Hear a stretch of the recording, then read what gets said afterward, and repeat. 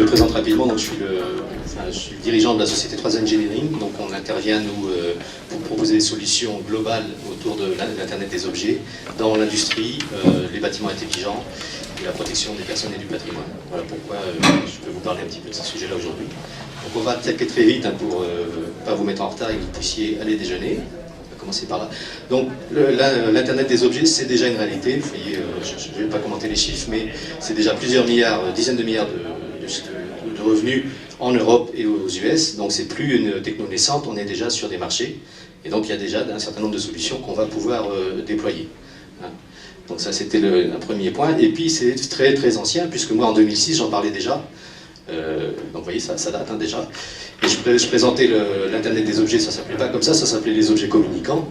Et j'avais trouvé le premier objet communicant, c'était le poisson pilote, puisqu'il communique exactement comme un objet connecté, c'est-à-dire en envoyant des signaux à intervalles réguliers.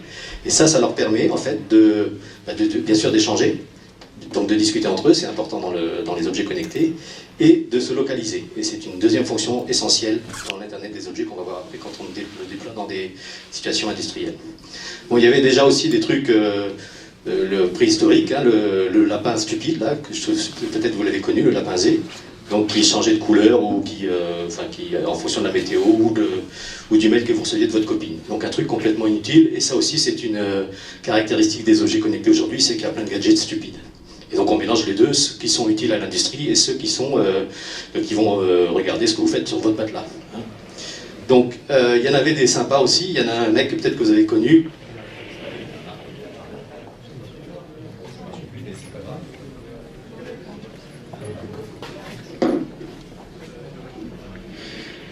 Oui, c'était à l'époque de la Coupe du Monde, un mec en avait marre de voir les matchs de foot à la télé dans les cafés, et il avait inventé le Télégone. Donc quand il appuyait dessus, ça effaçait toutes les télés de Darty, et il a fait ça en Californie le jour de l'élection présidentielle, et il a fait un buzz pas possible. Donc c'était un des premiers objets connectés, autonomes, qui était capable de commander un grand nombre d'objets. Donc voilà, je passerai rapidement sur ces objets stupides. On en retrouve encore, bien sûr, quand vous, dans l'imaginaire collectif, les objets connectés, c'est toutes ces âneries de domotique ou de contrôle d'accès plus ou moins évoluées. Il y a des choses un peu plus intéressantes dans des fonctionnalités de type collecte des déchets ou surveillance des bâtiments. Donc vous voyez, on va même jusqu'aux toilettes qui vous font un check-up complet chaque fois que vous allez faire pipi. Et c'est acheté en dizaines par les Japonais. Donc on ne va pas parler de ça aujourd'hui, ni des objets nomades, mais des objets qu'on est capable d'utiliser de manière industrielle et qui sont des choses un peu durcies.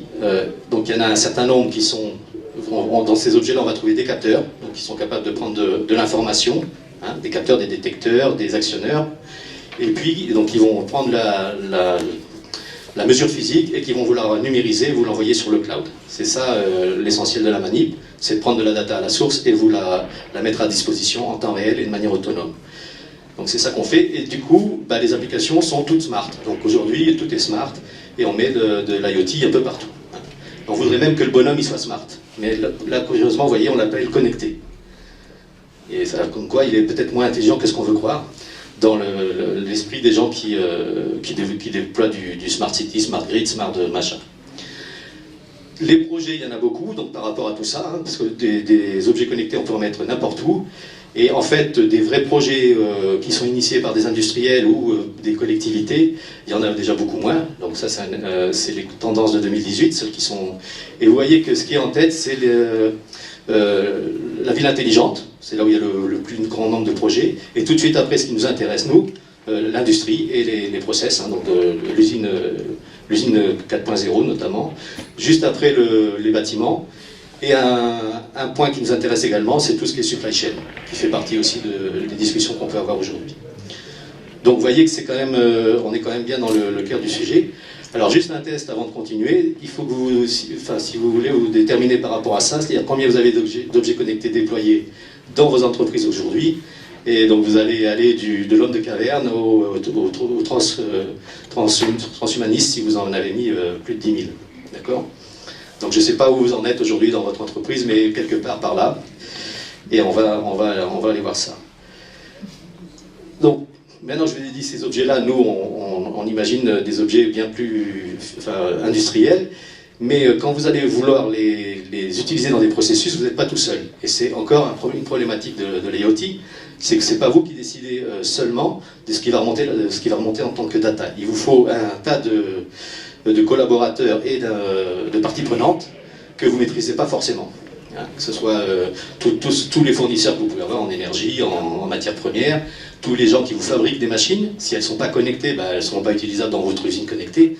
Donc il faut que tout le monde interagisse j'allais dire avec les mêmes standards, avec la même interopérabilité, etc. Vous ne pouvez pas vous seul décider que d'un seul coup vous allez changer le monde chez vous dans votre entreprise. Ça va dépendre de ce qui se passe à l'extérieur. Et ça, c'est une autre problématique de l'IoT. Vous voyez, là, dans la chaîne de valeur, il y a des gens. Vous allez avoir besoin de gens qui maîtrisent le réseau, qui maîtrisent les objets, qui maîtrisent le déploiement de ces cochonneries-là, et effectivement ceux qui maîtrisent les verticaux, donc qui sont capables de faire les applications. Et donc ça va vous faire un grand nombre d'interlocuteurs, et ça aussi c'est embêtant, j'allais dire, parce que ça multiplie les interfaces et la gestion qu'on va en avoir. Donc si on se focalise maintenant sur la partie industrie, puisque c'était de ça dont on doit parler aujourd'hui, les domaines qui sont déjà déployés en IoT, on retrouve effectivement tout ce qui est exploitation et procédés. Donc on va montrer quelques use cases de ça. Hein. Tout ce qui est ingénierie de projet, bon, donc là c'est un peu plus facile parce que c'est en amont. La maintenance, c'est un gros morceau où on trouve tout de suite des applications, maintenance préventive et prédictive. Donc là, il y a vraiment tout de suite des gains potentiels que les gens ont bien identifiés. La relation client, j'en parlerai pas aujourd'hui, mais c'est un gros morceau aussi qu'on peut traiter avec l'IoT, hein. Comprendre le comportement client ou récupérer des données sur sa satisfaction. Et la logistique, mais ça, vous savez faire ça depuis très très longtemps avec tout ce qui est puce RFID. Ça n'est qu'un sous-ensemble de ce qu'on traite aujourd'hui avec l'IoT. Hein, toute cette partie logistique et traçabilité. Donc vous voyez, le gros des projets aujourd'hui, c'est la partie prod, exploitation, et une grosse partie sur la maintenance également. Mais tous les autres sujets devraient être aussi traités dans votre approche de l'Internet des objets.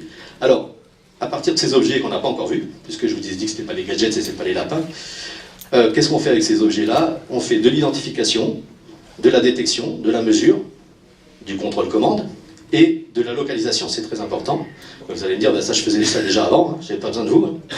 Sauf que la nuance là, c'est qu'on le fait en temps réel et sans fil. Donc si vos projets, il n'y a pas de nécessité de temps réel et pas de nécessité de sans fil, en fait, vous n'avez pas besoin de ces nouvelles technos. C'est déjà ce que vous faites avec du Lean ou avec plein de solutions que vous avez dans vos entreprises. Donc vraiment, ce qui est important dans l'IoT, c'est ce côté sans fil et temps réel. Et donc si on se focalise avec ces machins-là, maintenant qu'est-ce que je peux faire? Je peux faire beaucoup de choses. Et moi je voulais vous montrer très rapidement maintenant des use cases. Le premier c'est sur la gestion des flux, le suivi en temps réel des flux, parce que là on va pouvoir voir exactement ce qui se passe dans notre process. Tout ce qui est gestion de la production et des outils de la prod. Donc on en parlait, hein, maintenance préventive, prédictive.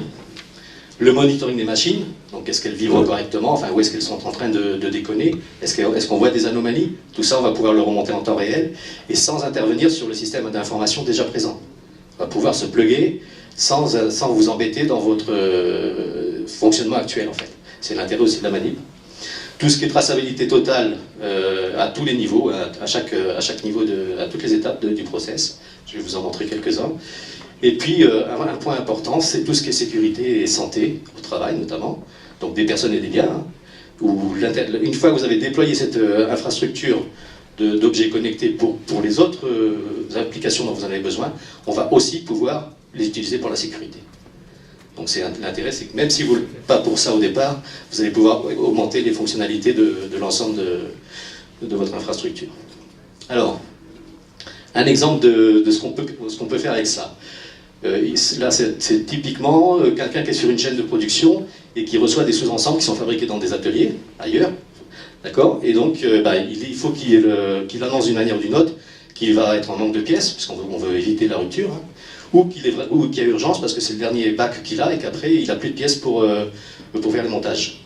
Donc aujourd'hui, la plupart du temps, ce que vous avez, c'est de la traçabilité au niveau de l'ordre de fabrication, mais vous ne savez pas exactement quelle est la vitesse de la production.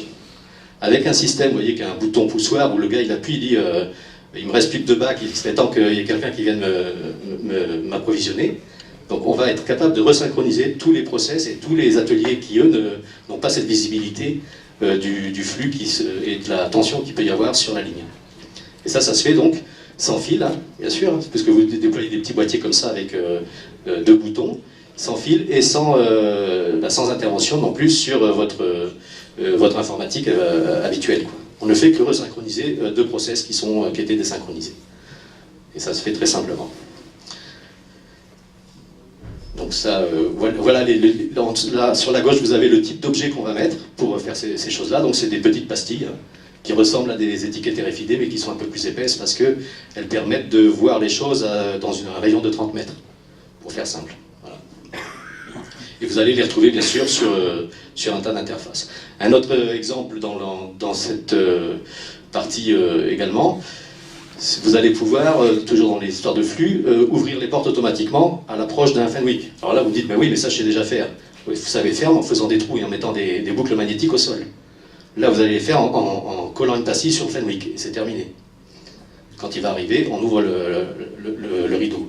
Donc vous êtes capable d'automatiser ces ouvertures dans des endroits où vous ne vouliez pas faire de génie civil. Hein, donc à des coûts dérisoires, bien sûr. C'est ça l'intérêt. Accessoirement, si le mec n'a pas le CACES sur le Fenwick, vous allez pouvoir notifier le chef d'équipe. Parce qu'on aura un porte-badge où il y a les habilitations du gars. D'accord ? Donc s'il y a un stagiaire qui fait le con avec votre Fenwick, bah, le chef d'équipe, il va le savoir tout de suite. Un autre exemple sur l'usine de Saclay, c'est de Boston Consulting Group, c'est un showroom, hein, c'est une usine pilote, on va dire. Et là, c'est pour faire du diagnostic sur la ligne, donc c'est une usine qui fabrique des bonbons. Donc si ça se coagule, il y a des risques d'explosion, évidemment. Et donc là, le but de l'Internet des objets, c'est d'être capable de diagnostiquer ce qui se passe sur la chaîne, sans arrêter la chaîne, évidemment, enfin, la production, et sans être invasif. Donc vous voyez, typiquement là, c'est des petits boîtiers qu'on pose, aux endroits où on soupçonne qu'il y a une élévation de température, et on a en temps réel, sans avoir non plus fait quoi que ce soit, le monitoring de ce qui est en train de se passer. Si c'était pas là, je le déplace un quart d'heure après, je le mets ailleurs. Et toujours en ayant emmerdé personne. C'est-à-dire que tout tourne, c'est fluide, mais vous êtes capable de faire du diagnostic. Ça, c'est un exemple de ce que peut apporter le fait que ça soit autonome et temps réel. Hein. Et sans fil, oui, bien sûr. Un autre produit qui est dans la même logique, donc là, de faire de la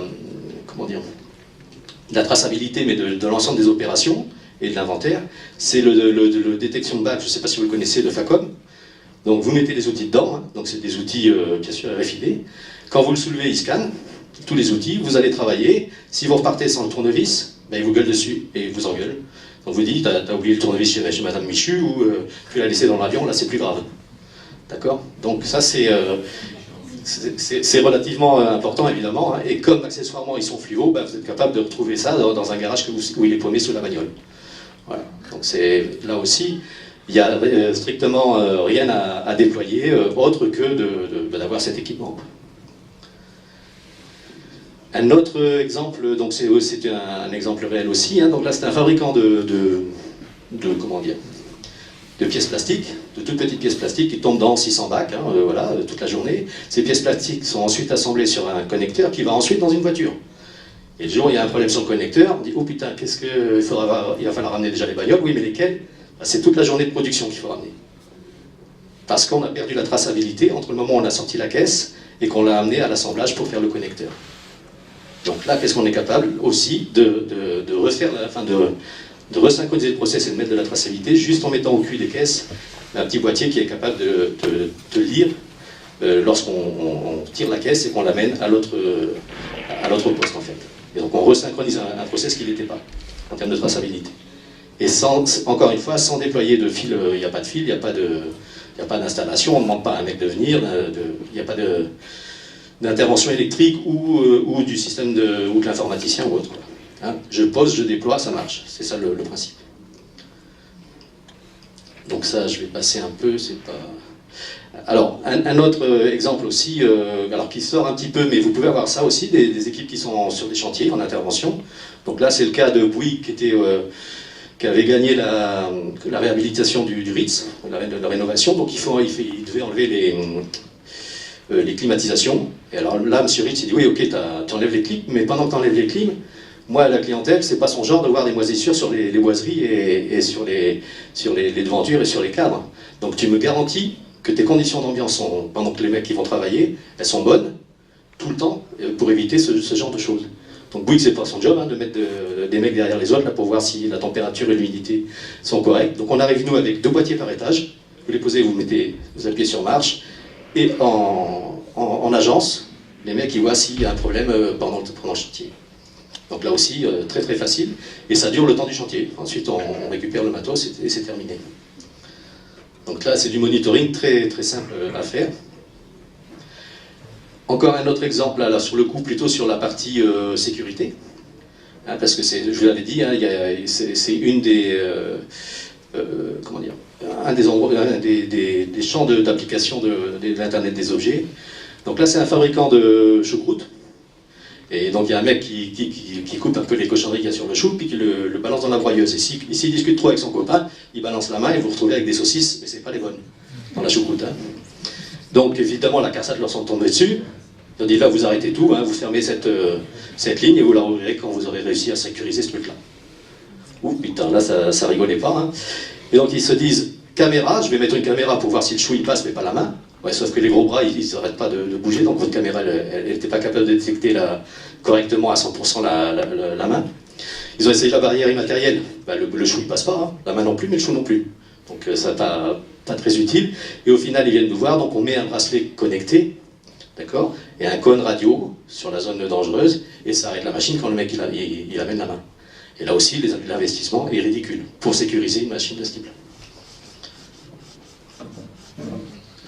Un autre exemple, toujours sur la sécurité, vous êtes capable avec ces solutions-là de faire des relais d'alarme. C'est-à-dire vous avez aujourd'hui une alarme sonore, il y a des mecs dans votre usine qui ont des casques sur les oreilles, comment je leur indique qu'il faut se barrer? Ben là on est capable de relayer l'alarme sonore sur une alarme visuelle à plusieurs kilomètres, hein, et inversement une alarme visuelle en alarme sonore, ou dans tout autre moyen, un vibreur, vous pouvez demander au mec d'avoir un vibreur sur lui et il sait qu'il faut se barrer.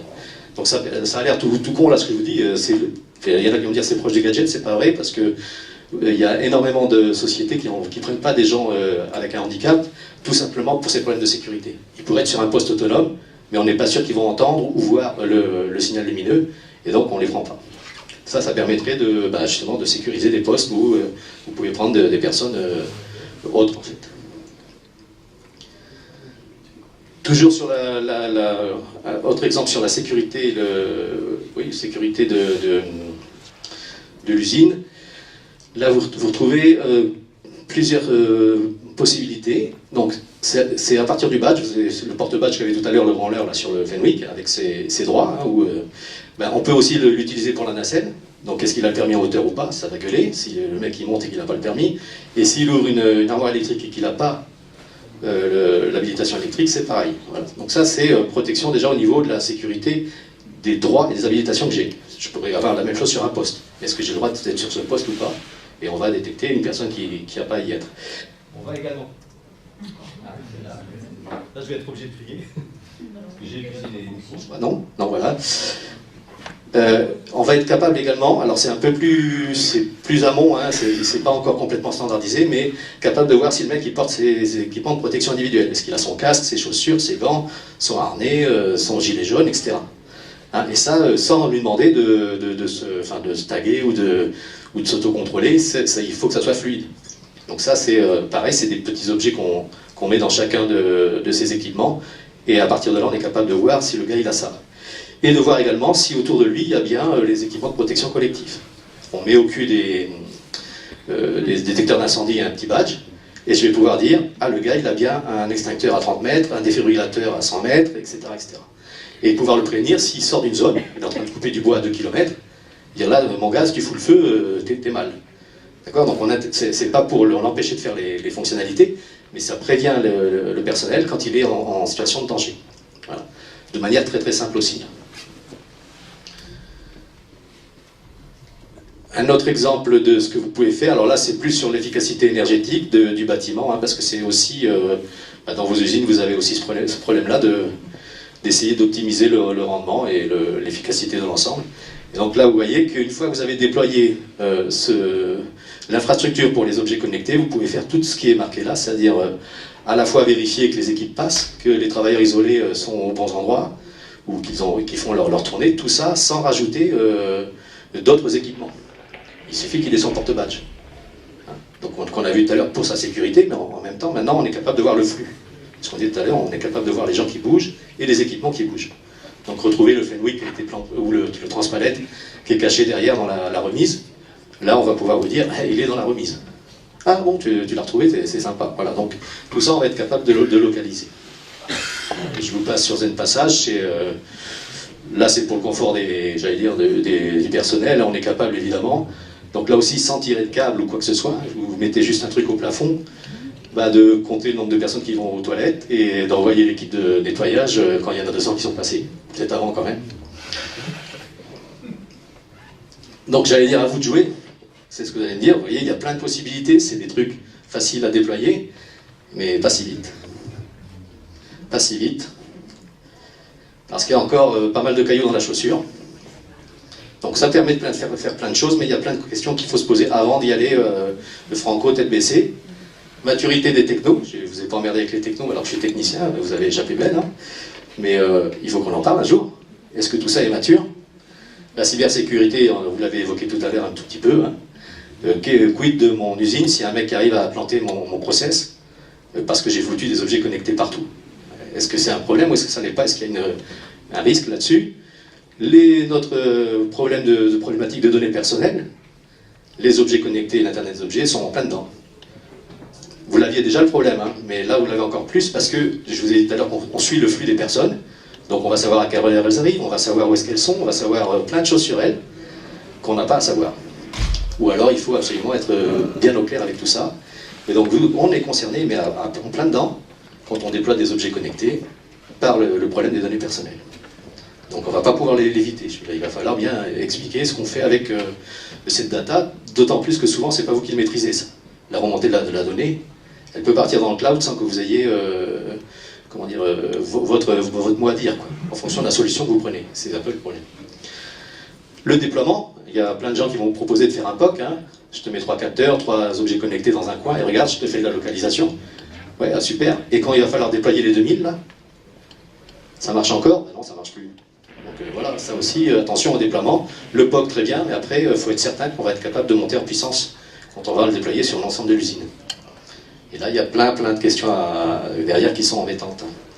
Et puis le maintien en condition opérationnelle, moi je vous ai dit j'étais vachement bien, j'en mets partout là, et c'est autonome, c'est sans fil, et on l'oublie. On l'oublie, oui, on l'oublie le temps que c'est autonome. Parce qu'un jour ou l'autre, il va falloir changer les piles.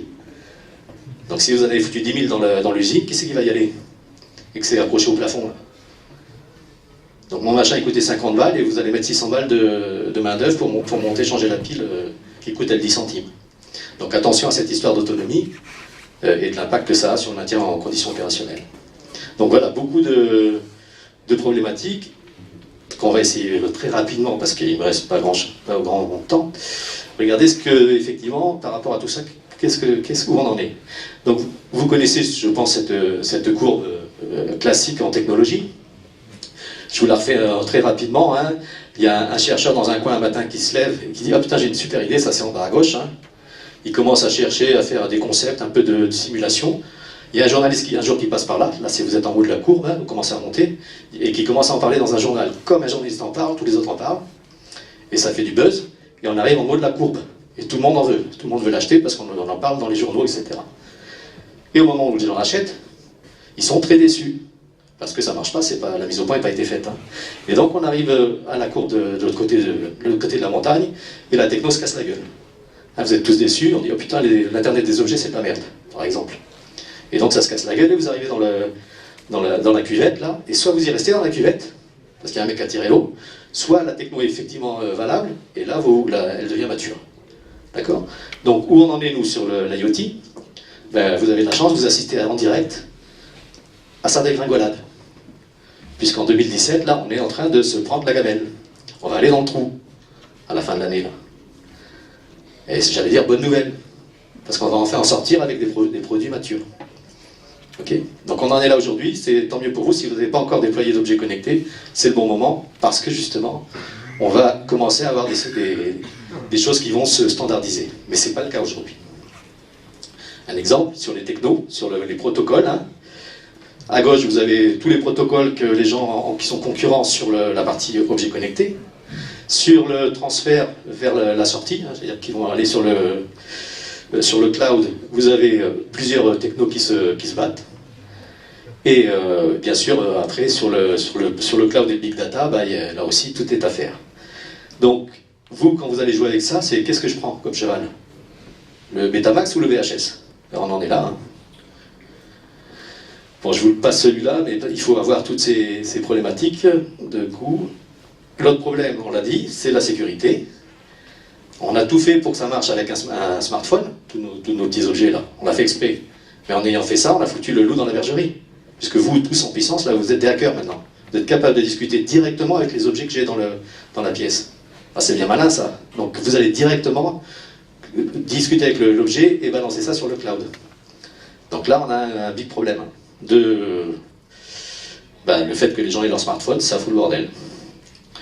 Et bien sûr, il y a tellement de monde là-dedans que vous ne savez pas à qui faire confiance. Et c'est pas stabilisé du tout. Donc je vous passe les détails. Hein. Chacun dit qu'il fait tout ou pas. Donc, parce qu'on a vu tout à l'heure qu'il y avait beaucoup de couches pour arriver à une application globale.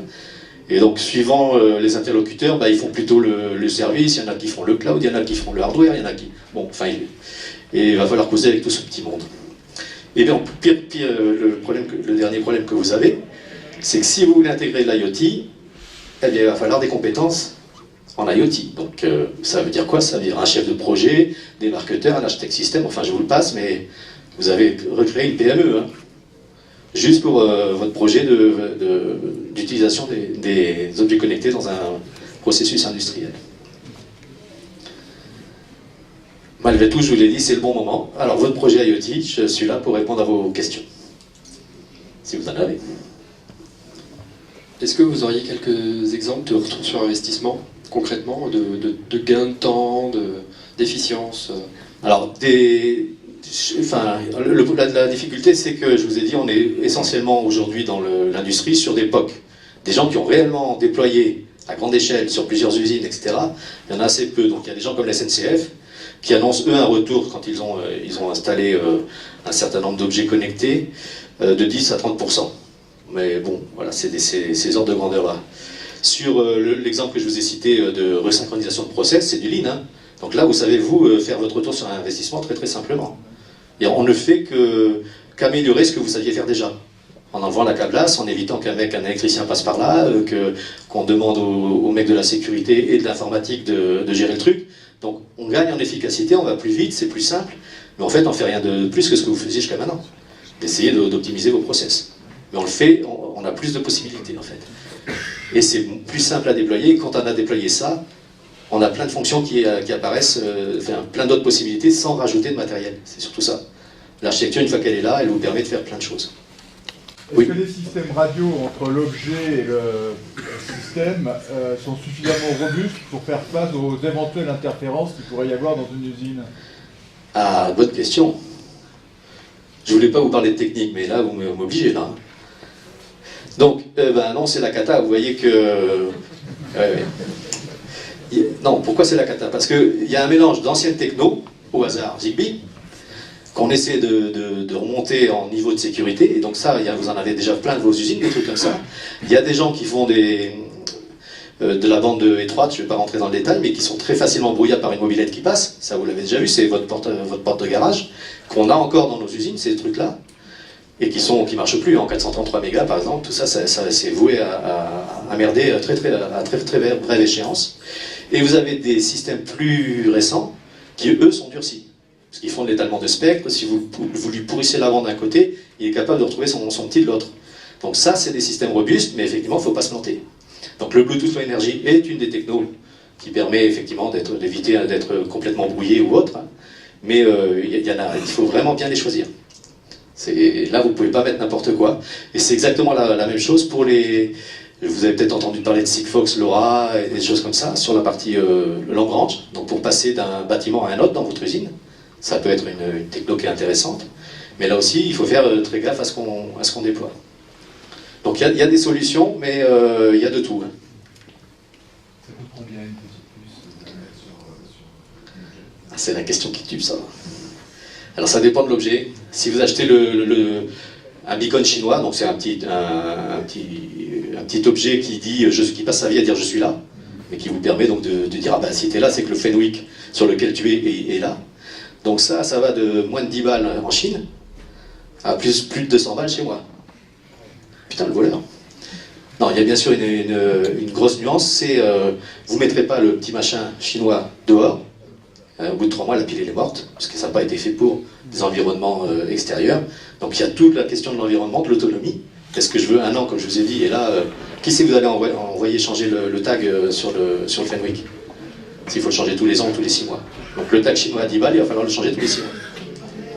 D'accord? Le tag à 200 balles, et ben, on va vous garantir 5 ou 10 ans d'autonomie. Donc c'est ce calcul qu'il faut regarder.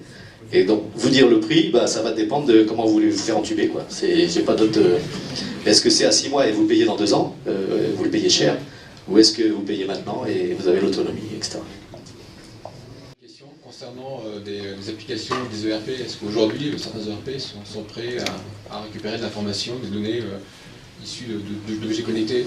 Oui, on n'a pas parlé, donc tout à l'heure on a vu que la valeur, il y avait énormément d'acteurs sur toute la chaîne de valeur, et bien sûr les gros, les types Amazon ou IBM ou autres, se positionnent sur le fait de remonter la data et de vous la mettre à disposition dans un ERP ou comme Salesforce, des gens comme ça.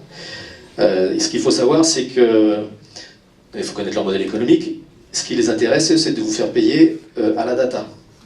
Donc, quelque chose qui racontait sa vie, qui disait je suis là, si vous remontez cette data tout le temps, vous allez payer ça, d'accord? Et c'est le but de tous ces gens-là, c'est de vous faire payer un maximum de flux. Alors il ne faut surtout pas faire ça, il faut filtrer au niveau local. Le truc qui me dit je suis là, on s'en fout. C'est le jour où il va me dire je suis pas là qui m'intéresse. Donc je divise par 1000 ou par 10 000 le flux de données. C'est toute cette analyse qu'il faut faire, parce que si vous allez directement voir les plateformes qui vous permettent de remonter de la data, vous allez payer x100. Voilà. Idem pour la partie télécom. Vous allez chez un Sigfox, chez un Obgenus, chez un qui vous voudrez, c'est pas, il y en a peut-être parmi vous d'ailleurs, chez Orange ou autre. Donc, leur modèle économique est évidemment de remonter de la data. Donc ce qu'ils veulent vous faire, c'est un abonnement par objet. D'accord? Ah oui, parce que effectivement, c'est pas la bonne architecture, évidemment. Il faut être autonome en local dans votre usine, passer par un concentrateur, et il y a un seul abonnement télécom pour monter la data. Voilà. Donc attention, il y a plein de gens qui sont capables de remonter, de vous proposer des solutions clés en main, mais il faut savoir, voilà, ça ne sera pas optimisé, ça ne sera pas, etc. D'où l'intérêt de démarrer maintenant, hein, pour déminer le terrain.